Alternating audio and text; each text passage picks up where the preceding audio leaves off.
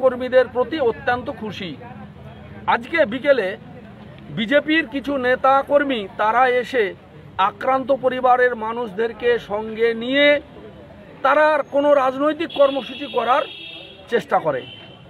স্বাভাবিক কারণে এলাকার মানুষ এবং আক্রান্ত পরিবারের মানুষজন তাদেরকে প্রশ্ন করে যে গত 2 দিন থেকে আপনারা ছিলেন না, আজকে হঠাৎ আপনাদের সঙ্গে আমরা কেন রাজনৈতিক কর্মসূচি পালন করতে যাব। এ কথা বলার সঙ্গে সঙ্গে বিজেপির আশ্রিত কিছু দুষ্কৃতকারী তারা সেই আক্রান্ত পরিবার এবং ওই এলাকার কিছু ছেলেদের উপর হামলা করে এবং এই হামলার ফলে আমাদের 2 জন কর্মীও আক্রান্ত হন। এই ঘটনার নিন্দা জানিয়ে, তীব্র প্রতিবাদ জানিয়ে আমরা এলাকায় আজকে একটা মিছিল করেছি এবং আমাদের মুর্শিদাবাদ থানার আইসি সাহেবের কাছে আমরা একটা লিখিত অভিযোগ দায়ের করলাম। আমরা আশা করছি যে নিশ্চয়ই উনি আইনানুগ ব্যবস্থা গ্রহণ করবেন। দাদা, আপনার ডিজিগনেশন?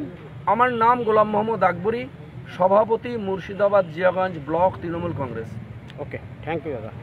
ডেপুটেশন না, গ্যাস ইনজুরি বিগত 2 দিন আগে যেটা হয়েছে সেটা নিয়ে আমরা এবং আমাদের সরকার অক্লান্তভাবে তাদের পরিষেবা দিয়ে আসছে।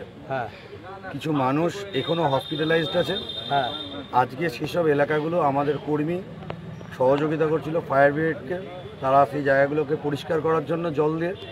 তখন অতর্কিতে বিজেপির জেলা সভাপতি সাকারব সরকার, তার নেতৃত্বে 2 নম্বর ওয়ার্ডের গার্গী দাস, আপনার 11 নম্বর ওয়ার্ডের বাবু সরকার, এরকম বেশ কিছু দুষ্কৃতীদেরকে নিয়ে গিয়ে অতর্কিতে হামলা করে এবং আমাদের যারা কর্মীরা সহযোগিতা করছিল ফায়ার ব্রিগেডকে বা যারা প্রতিদিন রেগুলার তাদের বাড়িতে খাদ্য সরবরাহ করে তাদেরকে ধাক্কাধাক্কি করে, মারধর করে, তাদেরকে খুন করার হুমকি দেয়।